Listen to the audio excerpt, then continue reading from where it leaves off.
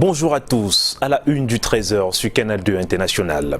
Suite des examens officiels du probatoire et baccalauréat technique au Cameroun, dans ce journal, nous irons dans quelques centres d'examen. En sport, championnat de powerlifting, le Cameroun sort vainqueur avec 5 médailles en or. Le championnat a eu lieu à Johannesburg, c'est en Afrique du Sud. Voilà pour le sommaire.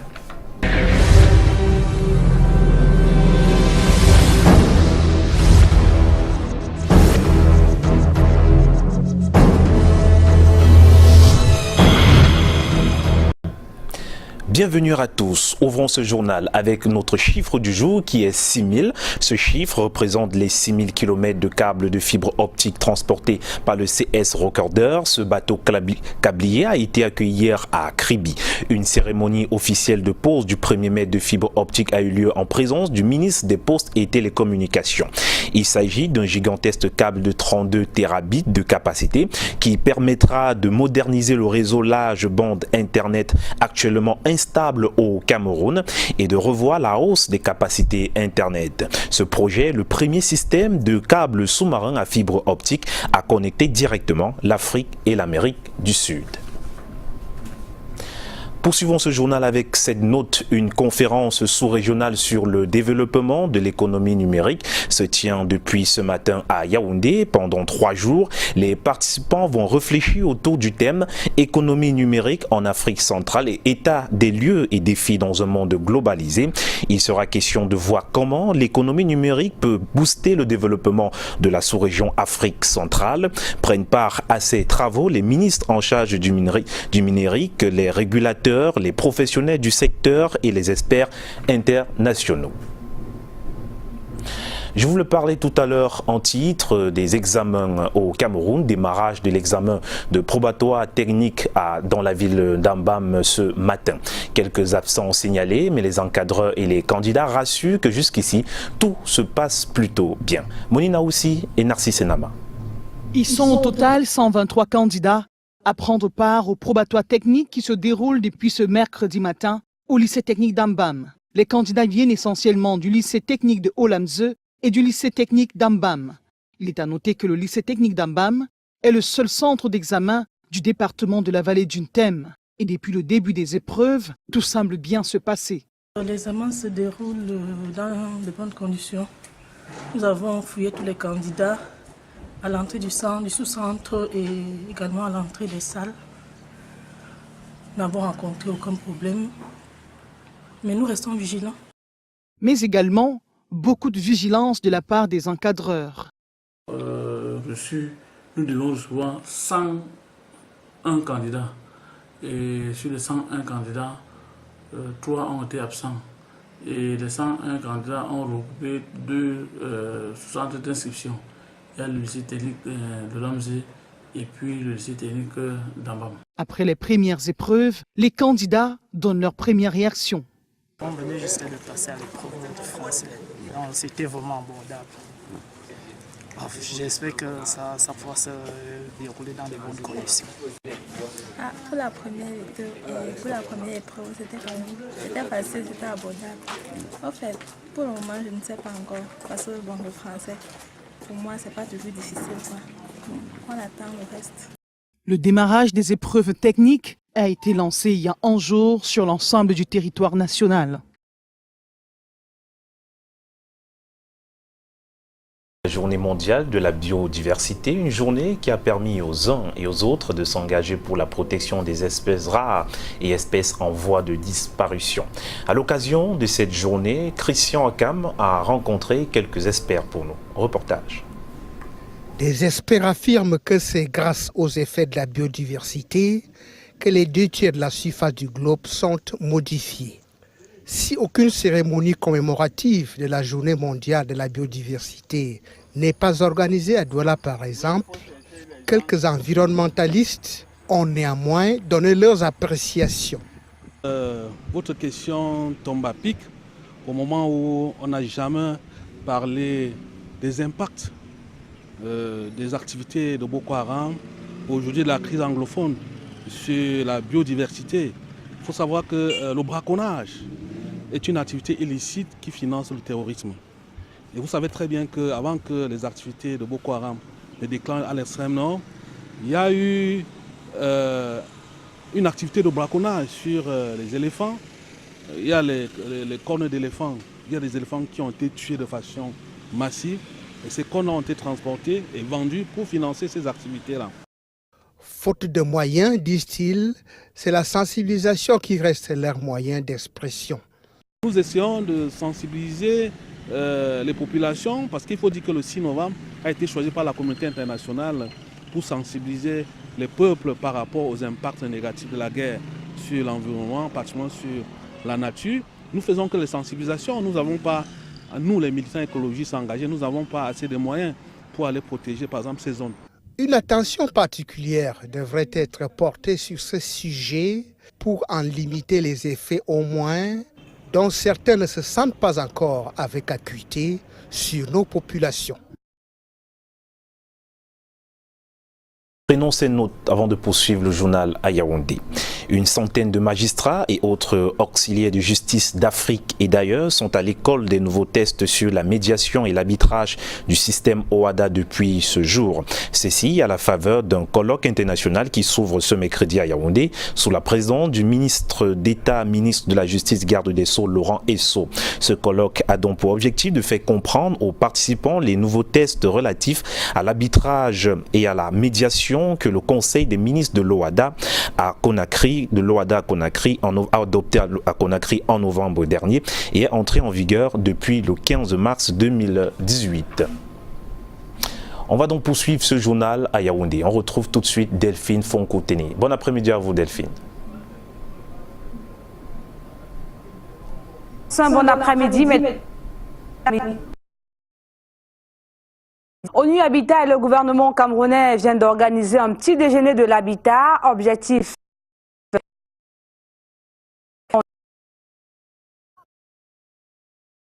prise en charge sociale, économie verte et responsabilité sociétale.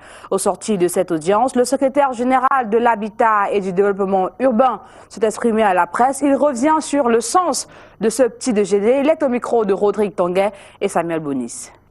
Il s'agit pour nous aussi, en partenariat avec le système des Nations Unies, d'inciter ce partenariat-là qui est non seulement national mais aussi régional et que mondial, pour que les esprits reviennent à l'urbanisation qui ne doit pas être redoutée mais aimée. Les greffiers en chef de certaines juridictions du Cameroun édifiés sur la traçabilité des recettes judiciaires. C'est à l'occasion d'une session de formation organisée par le ministère de la Justice. Une cinquantaine d'experts ont pris part à cette rencontre. Les précisions avec Karel Meza-Tchatouya et Luc Vendon. Voici les greffiers en chef des juridictions des régions du Sud, de l'Est et de la partie septentrionale du Cameroun. Réunis en atelier ce 22 mai à Yaoundé, ils renforcent leur capacité sur la traçabilité des recettes judiciaires. Une thématique importante à plus d'un titre. Nous savons qu'au Cameroun, le principe, c'est la gratuité de la justice. La gratuité, mais il y a quand même certains frais que génère le procès, qu'il s'agisse du procès pénal ou civil. C'est donc ces frais qu'on veut montrer ou alors harmoniser les pratiques dans les juridictions, dans toutes les juridictions au Cameroun. Il faut bien qu'on sache dès l'entame du procès qu'est-ce qu'il faut payer, à qui est-ce qu'il faut payer, combien est-ce qu'il faut payer et quelle est la gestion effective de ces frais. C'est en réalité l'objet de ce séminaire. Cet autre cycle de formation du personnel du ministère de la Justice est une initiative du chef de ce département en quête permanente d'un meilleur rendement pour une justice plus fiable dans notre pays. Son représentant qui préside les travaux a tenu à le souligner, séance tenante. La formation est mise à niveau parce qu'elle vient en éveil sur l'évolution des connaissances et de l'environnement professionnel, se présente comme l'âme de prédiction des acteurs de la justice contre l'autosatisfaction et la routine. C'est le justiciable qui est au centre de cette formation qui va durer 2 jours. Le justiciable saura donc avec exactitude s'il veut commencer un procès, qu'est-ce qu'il faut payer? À qui est-ce qu'il faut payer? Combien est-ce qu'il faut payer? Et à la fin du procès, est-ce qu'il est possible pour lui de rentrer en droit, soit du reliquat, soit alors de la totalité des sommes qu'il a déposées? Objectif visé, éviter l'arnaque. Autre information dans le 13h, le ministère de l'économie, de la planification et de l'aménagement du territoire, en collaboration avec la Commission économique des Nations Unies pour l'Afrique, viennent d'organiser une séance de travail à l'intention du personnel du Minepat. Objectif, donner les outils devant permettre à ces derniers de booster l'économie camerounaise. Les précisions avec Karal Mezatcha une fois de plus et Bertrand Tracé. Voici les greffiers en chef des juridictions des régions du Sud, de l'Est et de la partie septentrionale du Cameroun. Réunis en atelier ce 22 mai à Yaoundé, ils renforcent leur capacité sur la traçabilité des recettes judiciaires.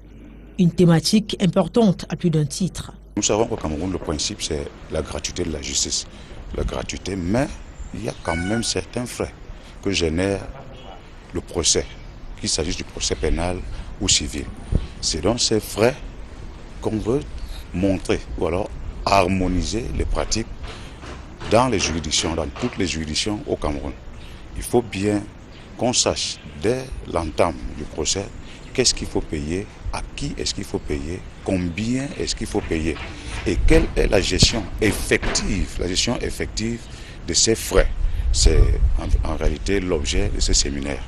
Cet autre cycle de formation du personnel du ministère de la Justice est une initiative du chef de ce département en quête permanente d'un meilleur rendement pour une justice plus fiable dans notre pays. Son représentant qui préside les travaux a tenu à le souligner, séance tenante. La formation est mise à niveau parce qu'elle vient en éveil sur l'évolution des connaissances et de l'environnement professionnel, se présente comme l'âme de prédiction des acteurs de la justice contre l'autosatisfaction et la routine. C'est le justiciable qui est au centre de cette formation qui va durer 2 jours. Le justiciable saura donc avec exactitude, s'il veut commencer un procès, qu'est-ce qu'il faut payer, à qui est-ce qu'il faut payer, combien est-ce qu'il faut payer. Et à la fin du procès, est-ce qu'il est possible pour lui de rentrer en droit, soit du reliquat, soit alors de la totalité des sommes qu'il a déposées. Objectif visé, éviter l'arnaque.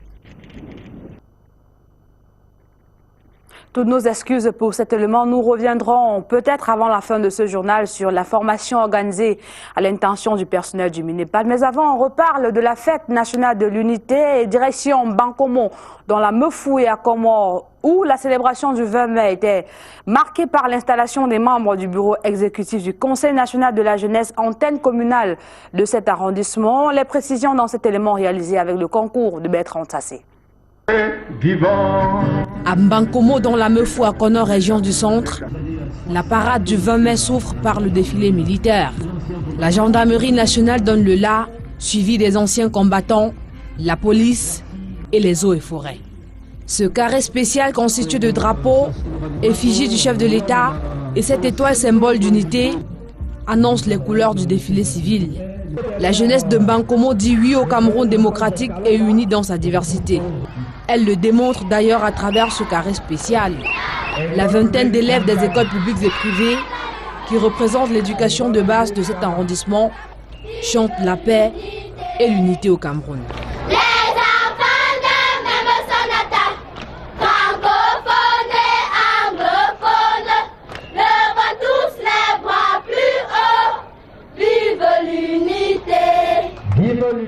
Chaque passage se veut particulier et acclamé, il en faut des démonstrations.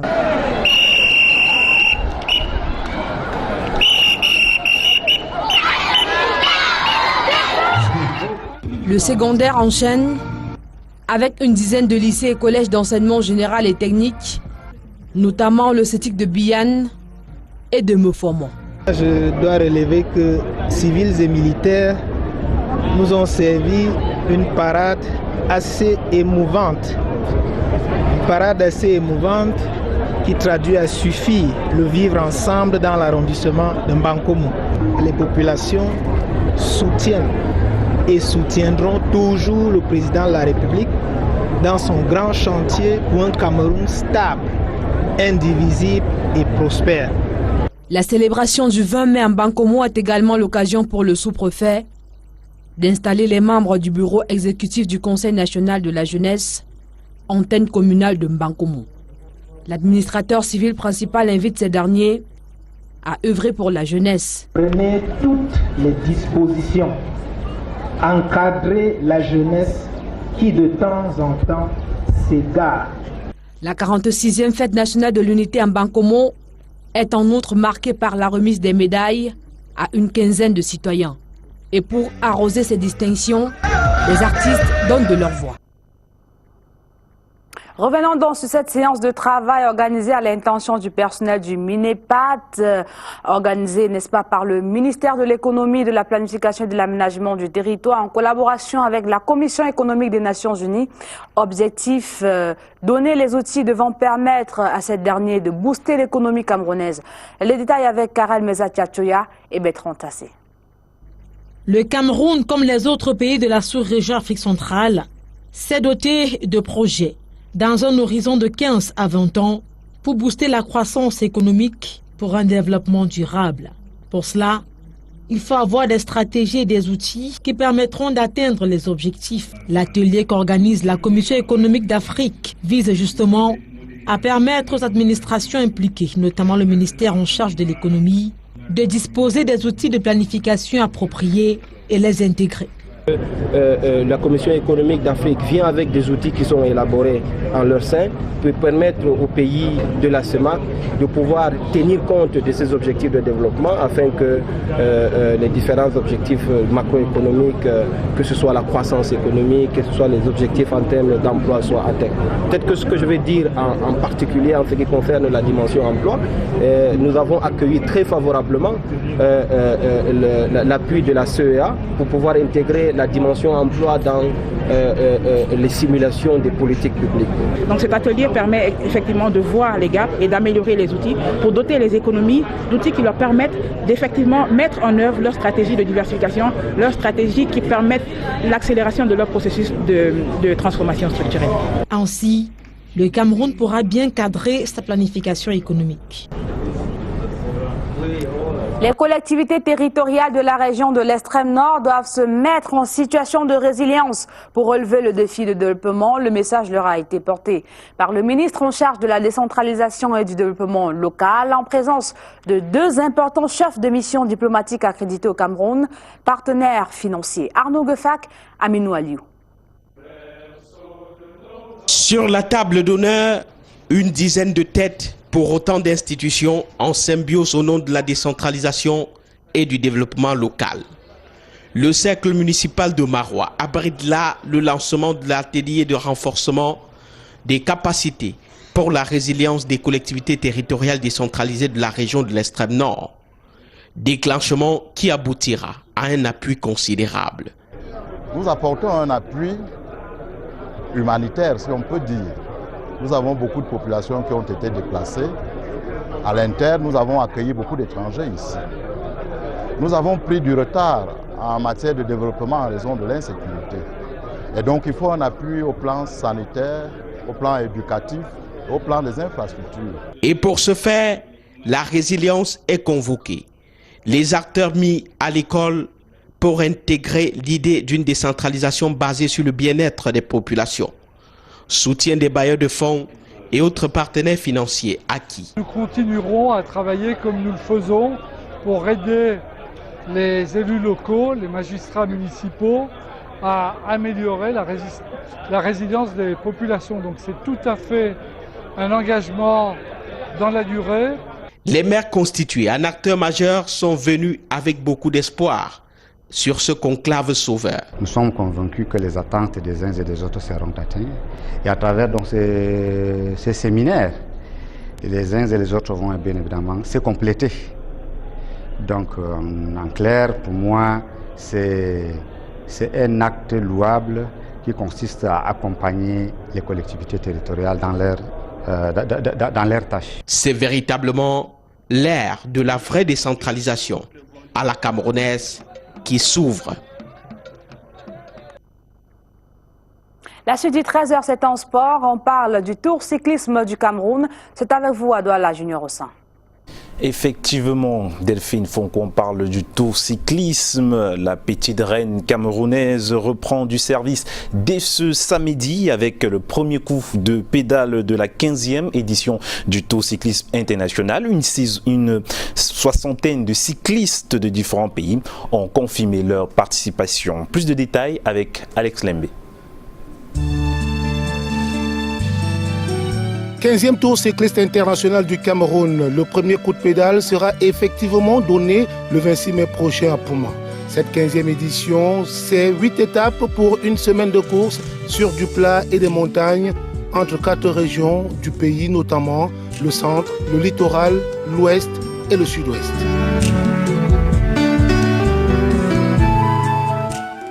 Dix équipes seront sur la ligne de départ. Parmi celles-ci, 2 équipes camerounaises, la nationale et la SNH Vélo Club, la Côte d'Ivoire, le Rwanda, le Gabon, le Congo-Brazzaville, 3 équipes françaises, une équipe slovaque et une équipe néerlandaise.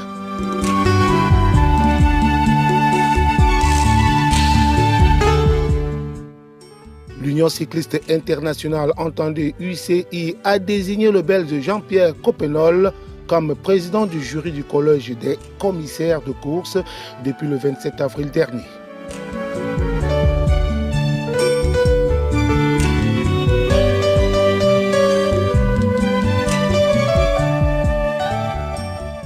Habitué des Tours du Cameroun et des Grands Prix Chantal Biya, Jean-Pierre Coppenol revient pour la énième fois au berceau de nos ancêtres. Il a déjà été désigné président du jury des commissaires de course du Grand Prix Chantal Biya, édition 2017.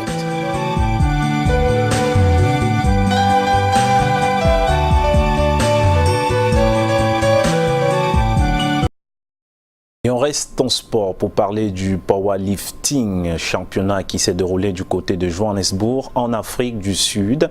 Je le disais tantôt, le Cameroun a raflé 5 médailles en or. Une compétition suivie de près par Alex Lembe. Le Cameroun fait même bas sur les métaux précieux en Afrique du Sud. Du 18 au 21 mai dernier, les powerlifters camerounais ont participé au championnat d'Afrique de cette discipline sportive.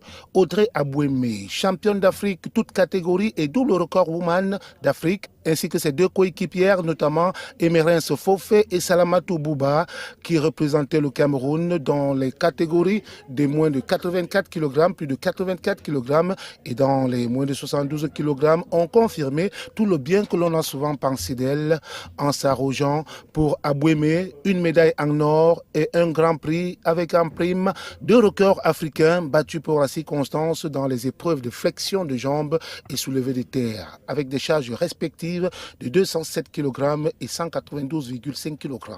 Chez les messieurs, Joseph Singam, dans la catégorie de moins de 83 kg, obtient une médaille d'argent alors que Techap Fongang se contente d'une médaille d'or avec en prime un grand prix. Victor Coulet, quant à lui, décroche une médaille de bronze dans les plus de 120 kg. Au final, c'est une gibecière pleine de métaux précieux que les Camerounais ramènent au bercail. 5 médailles en or, 5 grands prix, 2 médailles d'argent et une médaille de bronze. Une moisson qui montre à suffisance que le powerlifting camerounais se porte bien. Culture à présent dans ce journal. Allons à la rencontre d'un artiste camerounais du nom de Alex Ducamer. Ce dernier vient de mettre sur pied un album intitulé Munamboa. Dans son registre franc-anglais, ce rappeur peint la société d'aujourd'hui. Lil Piedjou et Romeo Nanko. Ouais ma sœur, je dis tu es en haut, tu es sapé, tu fais le nyanga avec ton show. C'est le rappeur blanc du Cameroun.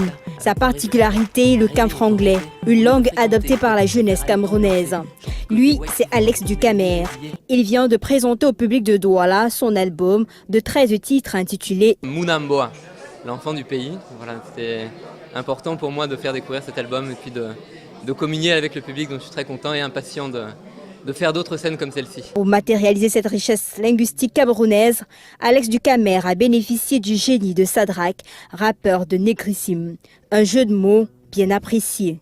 Alex Ducamer nous a offert un spectacle inédit. Je ne m'y attendais pas, franchement, j'ai été vraiment surprise.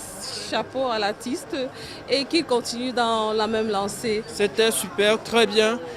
J'ai apprécié, c'est toujours important de voir des gens d'une autre nationalité venir en Afrique et renforcer nos cultures, nos traditions. Vraiment, c'était très impressionnant, très impressionnant. J'ai trouvé ça très bien. J'ai trouvé que c'était très varié en fait comme style musicaux. Donc j'ai trouvé ça intéressant. Et en fait, il y avait, je pense, un grand point d'interrogation de savoir ce que ça donne sur scène en fait, parce que on connaît tous les chansons. Mais et j'ai trouvé qu'il était plutôt très à l'aise sur scène. Donc voilà. J'ai trouvé ça très bien. C'était vraiment, je vais dire, du Camer, comme on dit. Il a utilisé les termes, le vocabulaire. Ça montre vraiment une certaine intégration et un certain amour pour le Cameroun. Alex est à son deuxième album. Le premier, sorti en 2014, est intitulé « Le pays est sucré ». Aujourd'hui, Alex Ducamer a tissé des liens très forts avec le Cameroun. Il compte d'ailleurs jouer ses titres sur une scène locale. Sans route que dans les églises pour arriver vivant à notre terre promise. En tout cas, très belle chanson. Et c'est donc ici qu'on referme le 13h sur Canal 2 International. Le prochain rendez-vous, c'est demain quand il sera 13h. Ne manquez pas à 19h50 le grand format avec Michael Kipcho ici à Douala et Alex Lankanga du côté de Yaoundé. Au revoir.